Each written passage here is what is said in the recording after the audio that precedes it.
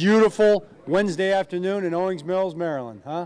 So perfect conditions for football, perfect conditions to work on the things that we can work on in terms of the wet balls and all those kind of things, the slippery field, the footing.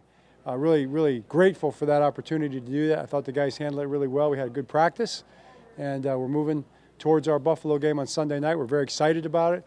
Obviously, probably right now the top football team in the National Football League. That's what everybody says, and you sure see it on tape. Very well coached, very tough, all three phases, very efficient so far this season, everything they've been doing.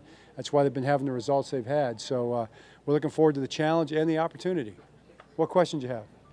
John, going against Buffalo again, a lot of people, first name pops in mind is Josh Allen. What's kind of the challenge in facing Josh Allen? Well, I mean, Josh Allen, pretty much everybody that watches football in this league understands those challenges that he poses, and he's just one of the very best in the business at what he does.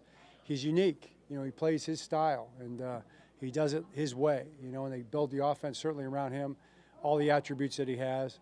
Throwing, running the offense, the read stuff, reading things out in terms of the passing game. He throws it to every level. So, and he's got a really good cast around him. So, big challenge. Coach, can you tell us about Patrick Ricard and the asset he has been on Derrick Henry's success the first 3 weeks? Well, yeah, Patrick Ricard probably just doing what he always does, and I think he stepped it up another notch in terms of how he played in this game.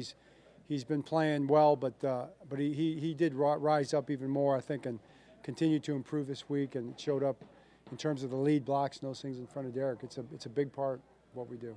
Coach, in that frame, Justice Hill's good. Derrick Henry, good 1-2 punch. What have you seen with Justice? How he's been able to contribute? Yeah, Justin is a guy that people forget about sometimes, right? And Eric didn't forget about him. He signed him to a new contract last week, right? So that was good, and you can see why. I mean, they are kind of a good 1-2 punch, and they play off each other really well. They run the same plays too, but they also run different plays at times, and I just think it's a good change of pace for the defense. You guys have been so good at stopping the run so far this year. Buffalo likes to run the ball between Allen and James Cook, running really well right now. What type of challenge do you see them presenting on Sunday? Well, yeah, I mean, they're one of the top rushing teams in football right now, and they've kind of committed to the run game, and they've committed to all the things that go with that. They've got all the RPOs, they've got the read options, they've got the play action passes that go off of it, the quick play actions where they get behind the backers when they start bringing the linebackers and the safeties down with the run game. I think he reads it out really well with the RPOs. So it's going to be a big challenge. We're going to have to defend the whole defense. He's going to have to defend the entire offense, full width of the field. It's not just the run game. I mean, they'll throw it deep on you. They'll throw it to the sideline on the screens. They're pretty complete in what they do. We brought Yannick Ngakoue back. We had him here once before. What went into that move? Yeah, that's kind of exciting. It's a situation where I think opportunity kind of met there, and he was in a situation where he's ready to get back. He's healthy, and he wants to start playing. He was available, and he was here close, and he was here at one time recently and liked it here and wanted to be back. So I think his agent and Eric worked it out to come back on the practice squad and work. He says he's in great shape, but work his way into football shape again and be another piece. I mean, it's good to have another legitimate pass rusher on campus. That's a valuable thing. With Derrick, he's one of the older running backs in the league, but he's also just in incredible shape and physical outlier. You probably want to exploit how he can wear down defense, but he also trying to save for the year. How do you kind of manage or approach managing his workload for a guy with so many kind of unique elements? Yeah, that's a good question. It's one that we have talked a lot about in this circle over the course of the last few months, and really I think it's something that is part of the big picture of all the guys that we have. So, Derrick's workload, so to speak, is managed by the fact that we have Lamar playing the way, and the offense is built around Lamar. You have guys like Justice, you have guys like Mark, you have Isaiah, you have Zay, you have Bate, you've got Nelson. All those guys kind of spread the workload out naturally, and that's kind of the way we built the offense. He's trying to clamp down things in the fourth quarter. Is that something mental aspect thing, or something you guys can practice and work on? No, it's a great question. I mean, it's both. It definitely is a mental thing in terms of just play the defense the same way you played it for the first 3 quarters. The calls really aren't any different. So we're fully capable of doing that. So you want to be in the right mental space to do that. And also being intentional about it at practice, as you're saying. I mean, put yourself in that kind of a situation in terms of the plays that we run, and and the things you have to stop, and then making the plays. You know, it's a playmaking business. You know, and these guys are the best in the world at it. I love our guys. We have so many playmakers. I'm confident that we'll be able to do that. John, things I know you want to stop. You mentioned the penalties the other day. Beyond just the message of hey, we can't commit these.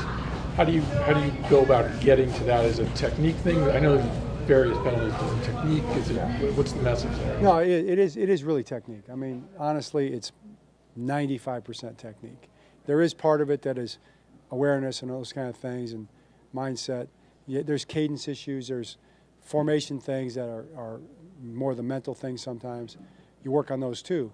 But the technique is really what it boils down to. And we do try to chase good tech. We don't coach holding to the edge. We don't coach anything to the edge. We coach within the proper technique. We're never trying to get an advantage on the rule. We don't think it's good technique to do that. We want to have our hands inside. We want to be driving people off the ball. That's how we want to be covering with our feet, those kind of things. So in that sense, we were able to just kind of keep coaching our technique, the good technique, because that's what we start with. Just got to do a better job with it.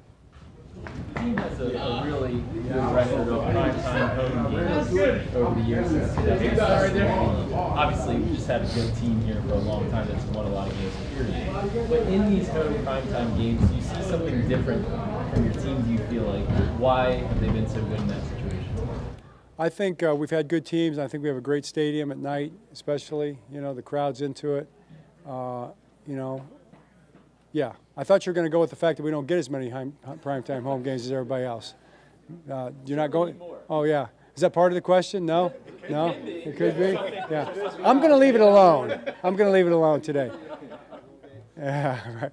We're looking forward to it. Our guys love to play, and I tell you, the only way I can answer that question is go to the stadium and experience it, because there's nothing like it. There's nothing like a primetime game in M&T Bank Stadium. That's really what it's all about. And I know the fans who've been there, they know it because they make it that way.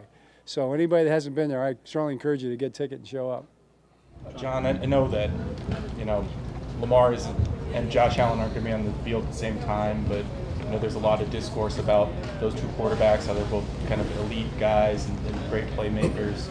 I know, Lamar's probably gonna come out and say, I'm not competing against Josh Allen, but is there anything that you learn about him or reflect on about him in matchups like this where it's, two of the great quarterbacks in the league going head to head?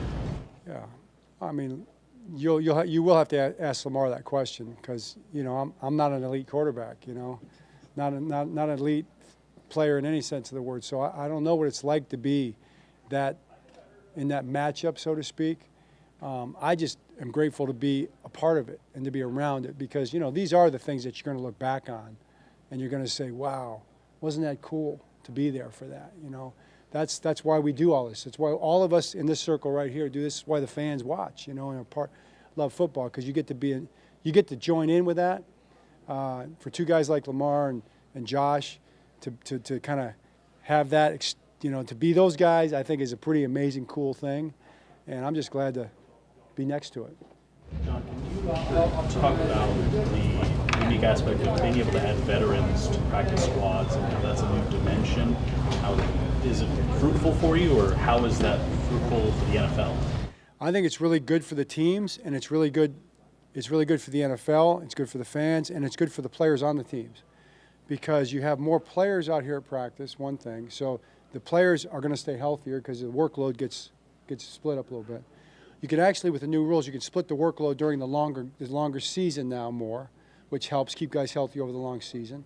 Some guys that might have been forced to play 10 years ago, even 5 years ago, through some things you can back down, get them really healthy, and then play another guy up off the practice squad. And I think it's prolonged careers, because you wouldn't have a spot for him maybe on your team before because of how much it costs, or just wouldn't have room, because those guys need to actually practice. Now you've got more practice squad guys. You can bring a guy in like that, and he can practice and get ready for the opportunity when it does come up to fill the role that we just talked about. So I think it's a win-win-win for everybody.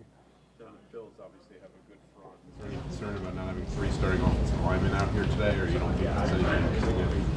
I think what happens in the course of the season is it's a very physical sport, Jeff. And you got guys that are going to be working through things, you know, pretty much every week. I think if you look around the league, you'll see that pretty much with every team. So, you know, we've got to deal with those things just like everybody else. John, Buffalo is obviously without Milano, Bernard. I guess they ruled out Teron Johnson. What's made still that second level, their defense still so good without those big time guys? Yeah, I mean they're a chemistry defense. You know, they play together really well. They have, first of all, they got a really good team. I mean, they got a lot of depth. They've done a great job. I think Brandon Bean and Sean McDermott have done a great job of building that team. They drafted well, and so they got a lot of good young players. You know, and they can bring guys in. They play at a high level. They're put together really well. They've been running the system, so you know guys know the system. They step in. They've had a lot of reps, and they play well together as a result. Along those lines, is this a game where you kind of just don't expect them at all to come out of that nickel? You know, do you expect to get them into base at all, considering how well you guys ran? Oh yeah, that's a good question. I really wish someone would ask that question, you know, of Sean, and then find out whether that's a possibility or not. You know. Expect them to get in dime a little bit. They've done that recently, but whether they'll get in base or not, I don't know. Joe, with Derek, more thing about him. So you don't see a lot of running backs like even make it to age 30 or year 9 in the NFL. Are you going to Derek Henry? I might be. Okay. But are there ways that you've seen that experience like show itself on the field? You know, that in a unique way, just all the football he's played. Well, yeah. I mean, yeah. Listen, I mean, I've seen this guy do it because we've been his opponent so many times. I would just appreciate being on the other sideline the last few games. But an example would be the play where we ran a drill play, which is a kind of a downhill gap scheme, A-gap play that can bounce. He took it and then right away took it to the edge and got around the corner, got the first down. I think he gained about 11 yards to the left side on that play. I don't think too many backs would have seen that develop as quickly as he did. He's run that play a lot in his career. And for him to take the handoff, take about a step, and then take it right outside and know he was going to get it, probably an example of what you're talking about right there.